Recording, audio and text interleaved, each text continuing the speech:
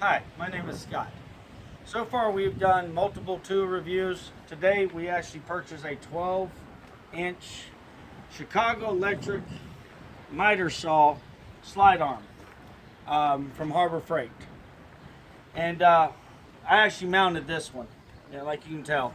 But when it came out of the box, it came fully already assembled. Except I had to do some minor repairs in reference to putting all the assembled pieces together. Now it came over here, did not come with a blade, so I had to buy my own 12-inch blade. It came with two plastic J hooks that actually goes for the power cable. You have a machine screws like this, and you have a wood-looking one screw like that, and I'll show you where those go. It did come down with a hold-down clamp. Now, this one here is not a true 1-inch arbiter, but it did come with a spacer, and I'll show you how to put it together and the rest of the components. All right, let's go ahead and put the blade in right now. It is a little easy if you had to pay attention to what it had to go to begin with. So, right now we're getting ready to put the blade. So you put the spacer in first, slide the blade up, and make sure the power's off. Slide that on. Nice little machine piece here. Reminds me of my Evolution saw that I have. By the way, it's a righty-tighty, lefty-loosey, and it does state on the blade which way to go. Yeah, but I'm about to do this backwards. That's the only thing I really did hate. The faceplate for all the Harbor Freights are actually backwards, so you do have to put that in correctly.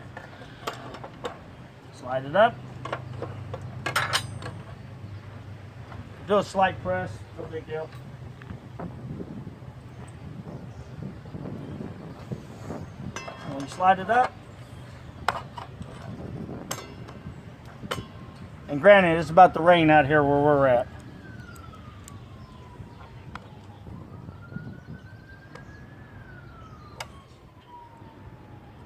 Clockwise to take the bolt off, counterclockwise to screw it on. On the right hand side of this, it has a little spindle switch over here, but you have to come around the corner. It's really a little easier to access, but you hit the switch in, and that'll tighten up your blade as well, loosening it. Give it a nice snug. Cool.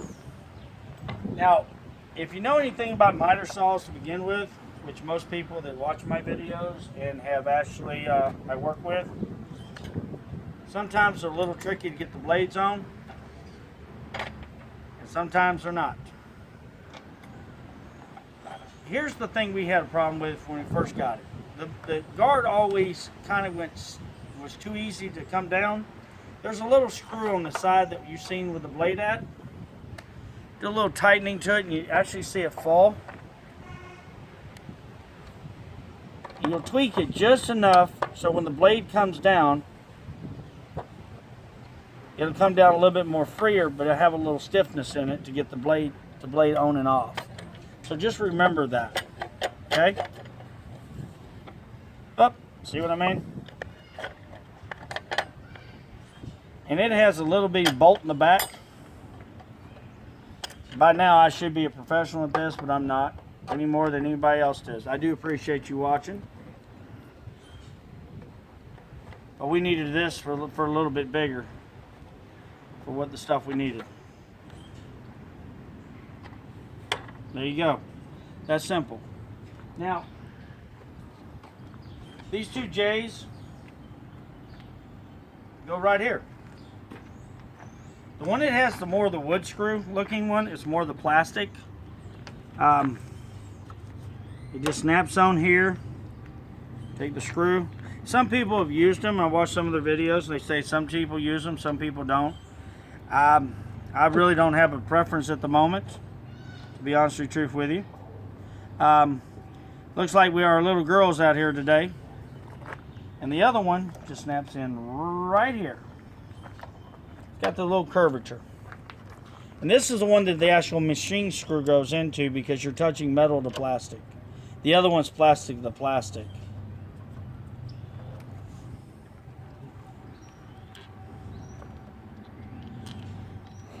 if you don't hit it just right, you know as well as I do, you have to take it apart, put it back together, call it good.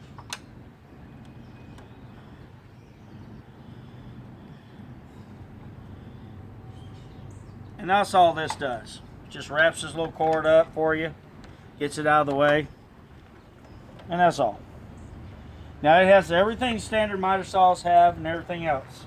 And since this is a double bevel, and which I like about the double bevels, is when you open this big knob that it's got for our hands to turn around, swings left.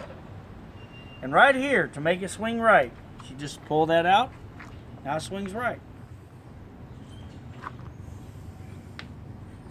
And when you want it to go one side, boom, there you go. You lock it back into place. Now over here, that I had to turn around and do, it has two hex nuts, Allen wrench nuts. Either side will reset on the 45-degree angle, and you're really going to have to work at it. The 45-degree angle will be marked, and it's not correct. So you'll have to turn around and adjust it. The top screw goes to the left, bottom screw goes to the right, and so far that's on this model. So what you do is you turn around and get your 45-degree angles, and then after you figure out your 45-degree angles, you're not going to be a true. That's what these little red plastic indicators are. I do have them marked correctly for the 45-degree angle already marked, but they're not correctly on mine because they're off about 2 degrees. All right, nothing else to it. Has 2 safety lock switches, left hand and right hand for you too. Other than that, I'll also give you a small demonstration as well before the rain does come, and let you hear the noise maker. Hello, young lady. You were with me in my last one too, ain't you? That's my lucky charm, ladies. It did come down a hole down. And the woman behind the camera is the luckiest lady. That's all it does. Same thing I did on the Evolution 10-inch. This is just a 12-inch. And this is also belt operated, not direct drive. So you hear the sound?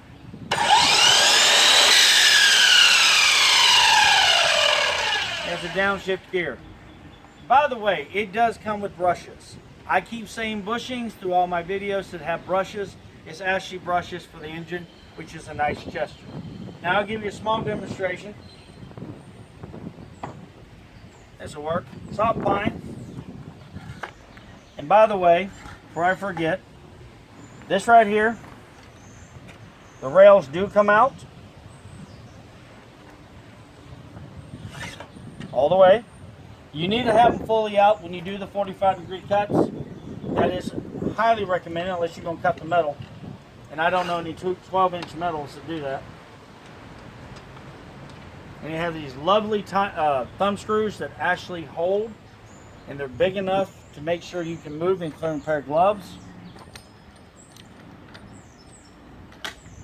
It does have a laser light that only operated by the motor itself. It does not have a battery operated. It does not have a toggle switch. It has to be machine operated. So that motor has to kick that laser in.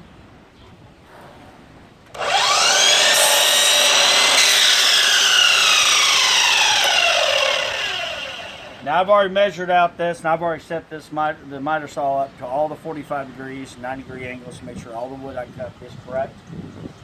So far, and the last little bit, like I said, it has these 2 little stump screws on both sides. As you can tell, they're not very long. And over here, you can lift it up just a little bit more. Now the only problem that's going to come across, because this wants to bounce up and down, and somebody did recommend that maybe put a little spacer in between these two so it slides up fully, which is what I'm going to end up doing on mine to make sure they're done correct.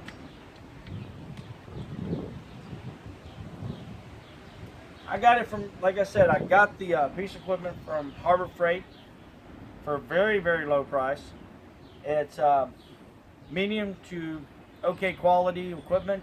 I haven't really put it to use, but for the patio and for the remaining part of the house between my Evolution 10-inch and this 12-inch miter saw that we're going to be rolling with, it's great.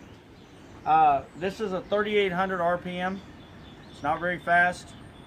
My Evolution happens to be 25, which is really good for what I need. The best thing come across, but we were testing this out because we were looking at it. It's the same techniques as any miter saw has, with the lock screws. Set it up. In this case, it's not a push button, it's actually a pull out, slide in, there's done. Okay? It does have a little bit of adjustments, but anybody who's ever worked with a miter saw, especially a slide iron compound, you also know what to expect. Okay, you got to set it up accordingly to your degrees, accordingly what you have to do. And hopefully within the weather permits in the next few months, and really good for 6 months, we're going to be showing all these pallets, that full deck. I've got some new blades for the Evolution that I'm going to really put to test, including this piece of equipment, and we're going to have a good time doing it. Folks, I appreciate it when you subscribe. Give me a like, give me a comment. I will promise you I have answered anybody that's ever asked me a question as promptly, as quickly as they've asked me the question. Folks, thank you, and hope you like the video.